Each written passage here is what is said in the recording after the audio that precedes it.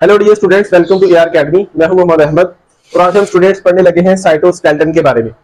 जैसा कि हम सेल की ऑर्गेनेलिज को पढ़ रहे हैं, सो ये भी सेल की ऑर्गेनेलिज में से ही एक ऑर्गेनेलिज है। ठीक है, ऑर्गेनेली है। तो साइटोस्केलेटन क्या होता है असल में स्टूडेंट्स?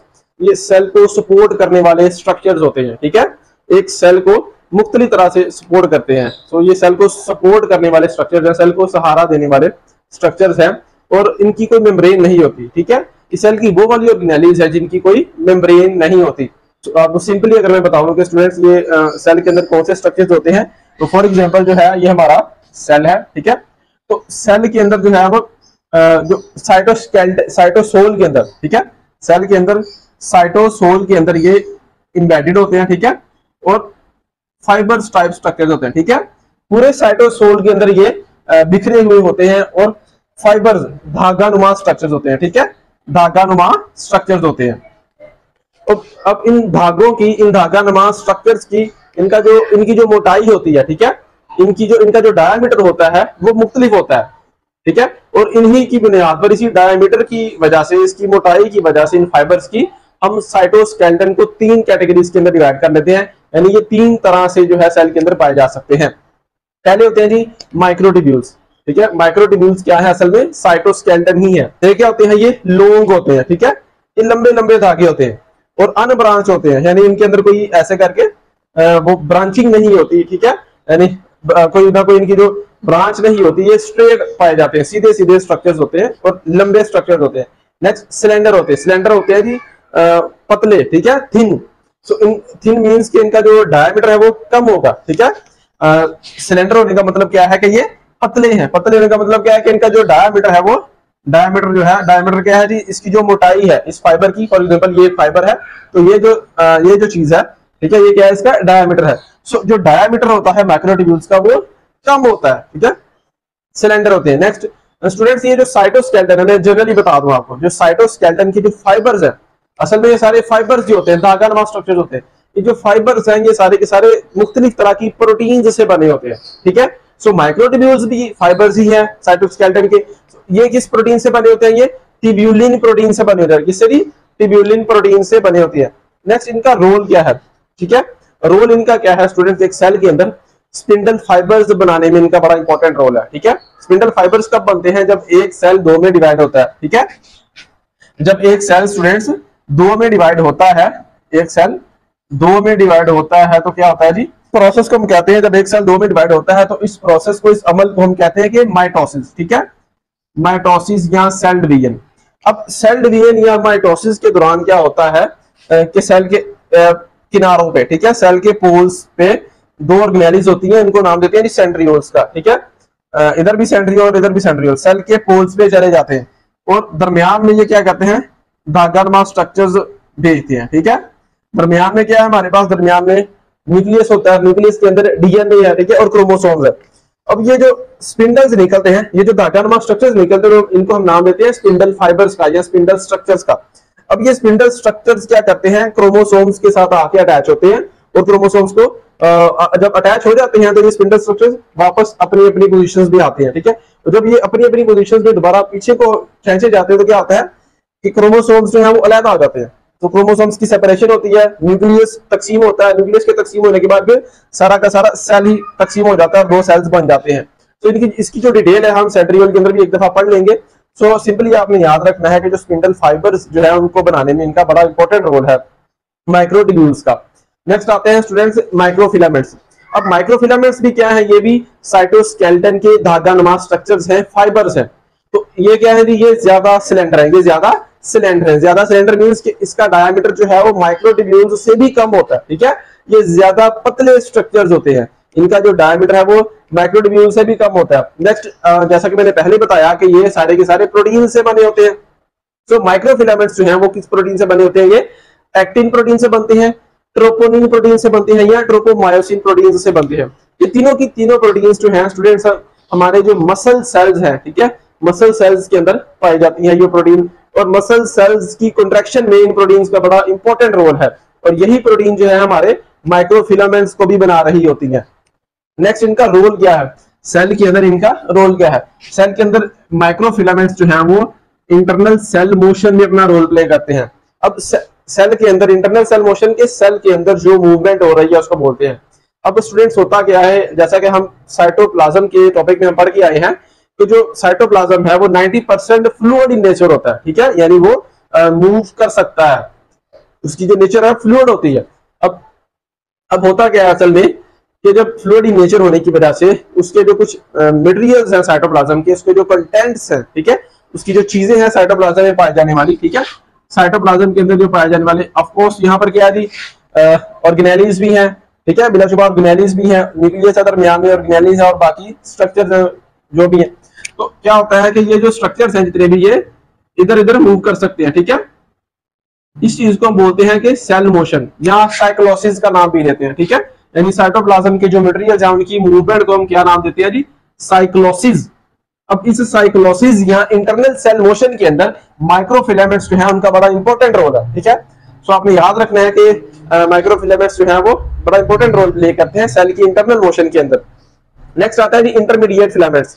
अब इंटरमीडिएट फिलामेंट्स को हम इंटरमीडिएट फिलामेंट्स को नाम देते हैं क्योंकि इनका जो डायमीटर है, इनकी जो मोटाई है, इन फाइबर्स की, इन धागों की जो मोटाई है वो माइक्रोट्यूब्यूल्स और माइक्रोफिलामेंट्स के दरमियान में होती है, ठीक है, ना ये माइक्रोफिलामेंट्स से कम होती है और ना ये माइक्रोट्यूब्यूल से ज्यादा होती है, इनकी जो मोटाई है वो इनके दरमियान में होती है। नेक्स्ट इसका क्या है जी, इसकी कंपोजिशन क्या है, इसकी कंपोजिशन क्या है, ये विमेंटिन प्रोटीन से बनी होती है, जैसा हमने बाकी फिलामेंट्स के अंदर पढ़ा या बाकी साइटोस्केलेटन के फाइबर्स के अंदर माइक्रोट्यूब्यूल्स और माइक्रोफिलामेंट्स के अंदर पढ़ा कि वो प्रोटीन से बने होते हैं। इसी तरह से स्टूडेंट्स जो इंटरमीडिएट फिलामेंट्स है ये भी किसी न किसी प्रोटीन से बने होते हैं, और वो प्रोटीन क्या है जी, विमेंटिन प्रोटीन, ठीक है।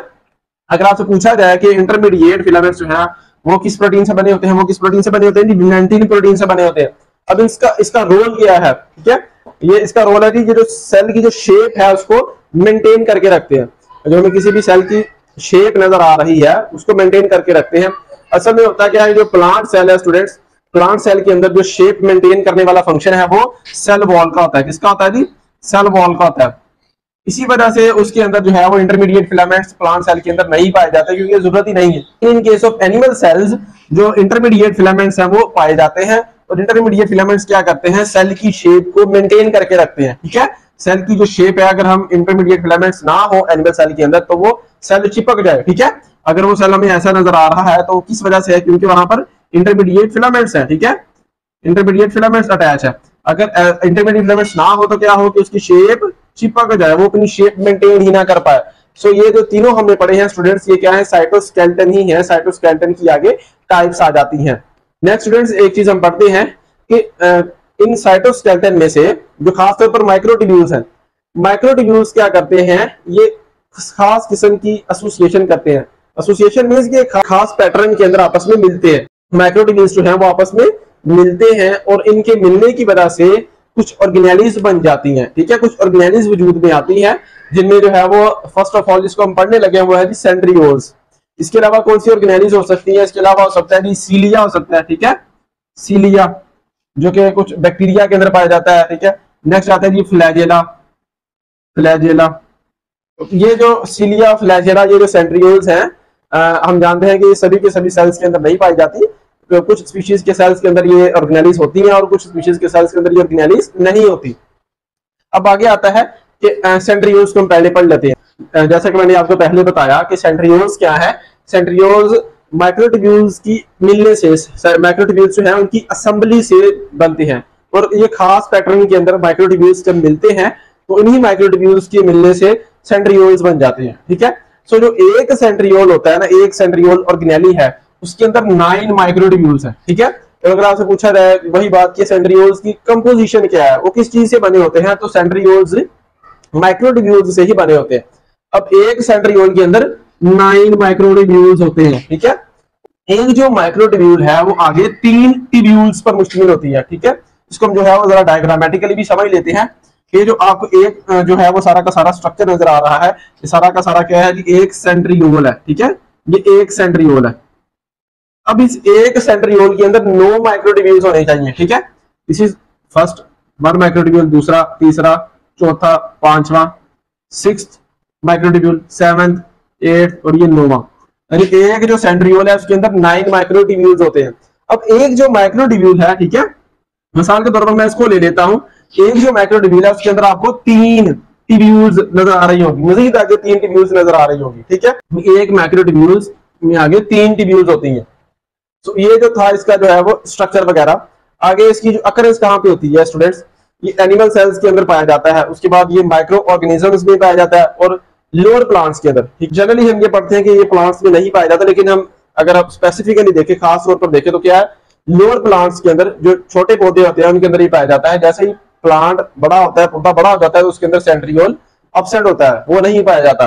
तो एनिमल सेल्स के अंदर और माइक्रो ऑर्गेनिजम्स के अंदर ये होता है। अब आगे स्टूडेंट्स इसकी लोकेशन आती है, क्या आती है जी, लोकेशन, कि ये सेल के अंदर किस जगह पे पाया जाता है।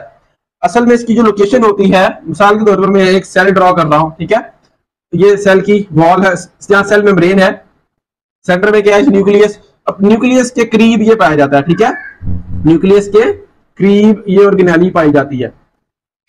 और होता क्या है, असल में एक सेल के अंदर 2 सेंट्रियोल्स होते हैं, एक नहीं होता।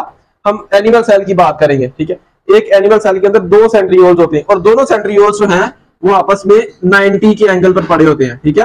ये एक सेंट्रियोल है, दूसरा इधर आ गया, एक सेंट्रियोल ऐसे पड़ा होगा और दूसरा उसके ऊपर ऐसे पड़ा होगा, मतलब ये 90 के एंगल पर, राइट एंगल पे दोनों सेंट्रियोल्स पड़े होते हैं। अब जब एक सेल जो है वो नॉन डिवाइडिंग स्टेज में होता है, ठीक है, यानी वो तकसीम नहीं हो रहा होता, डिवाइड नहीं हो रहा होता, तो तब 2 सेंट्रियोल होते हैं। लेकिन जब एक सेल जो है वो डिवाइड होना चाह रहा है, ठीक है, जब डिवाइड होने लगता है सेल, तो क्या होता है, एक जो सेंट्रियोल्स है वो डुप्लीकेट हो जाते हैं, यानी वो डबल हो जाते हैं। 2 हैं तो 4 हो जाएंगे, ठीक है, 2 हैं तो 4 हो जाएंगे, ठीक है। और दोनों जो सेंट्रियोल्स हैं वो क्या होता है जी, सेल के पोल्स, सेल के पोल्स पे चले जाते हैं, ठीक है, किनारों पे दोनों सेंट्रियोल्स चले जाते हैं और क्या करवाते हैं जी, इन सेंट्रियोल्स से कुछ धागे निकलते हैं, फाइबर्स निकलते हैं, ठीक है, कुछ फाइबर्स निकलते हैं और ये फाइबर जो है वो सेल न्यूक्लियस के अंदर मौजूद क्रोमोसोम्स के साथ जुड़ते हैं और क्रोमोसोम्स को खींच लेते हैं, जिससे क्या होता है, क्रोमोसोम्स की तकसीम हो जाती है। क्रोमोसोम, आधे क्रोमोसोम इधर आ जाते हैं, आधे क्रोमोसोम इधर आ जाते हैं और हमारा न्यूक्लियस तकसीम हो जाता है, डिवाइड हो जाता है। अब न्यूक्लियस की तकसीम के बाद फिर आगे क्या होता है जी, फर्दर हमें पता है कि सेल तकसीम हो जाता है। तो ये हमने क्या पढ़ा जी, इसका रोल भी हो गया। रोल कहां पे आया है, सेल की तकसीम में। नेक्स्ट स्टूडेंट्स एक टर्मिनोलॉजी आती है, वो होती है जी सेंट्रोसोम, ठीक है, सेंट्रोसोम। सेंट्रोसोम क्या है, centrosome is the location, location वो वाली लोकेशन जहां पर सेंट्रियोल्स पाए जाते हैं, ठीक है। सेंट्रियोल्स की सेल के अंदर जो लोकेशन होती है, ठीक है, सेंट्रियोल की जो सेल के अंदर लोकेशन है उसको हम सेंट्रोसोम का नाम है। अगर आपसे पूछा जाए कि सेंट्रोसोम और सेंट्रियोल में क्या फर्क है, तो सेंट्रियोल क्या है, सेंट्रियोल ऑर्गेनेली है, जबकि सेंट्रोसोम क्या है, उसकी जो लोकेशन है जहां पर वो पाए जाते हैं उस जगह को हम सेंट्रोसोम कह देते हैं, जबकि सेंट्रियोल क्या है, सेल की ऑर्गेनेली है। सो ये इसके फंक्शंस भी हो गए, इसका सारा का सारा जो है वो स्ट्रक्चर भी हो गया। आज के लेक्चर के अंदर स्टूडेंट्स हमने क्या पढ़ा, फर्स्ट ऑफ ऑल हमने साइटोस्केलेटन को डिस्कस किया, ठीक है, उसकी जो 3 टाइप्स हैं उनको हमने डिस्कस किया, माइक्रोट्यूब्यूल्स को देखा, माइक्रोफिलामेंट्स को देखा, इंटरमीडिएट फिलामेंट्स को देखा और लास्ट पे हमने एक स्पेशल ऑर्गेनेली पढ़ी, centriole. This was all about today's.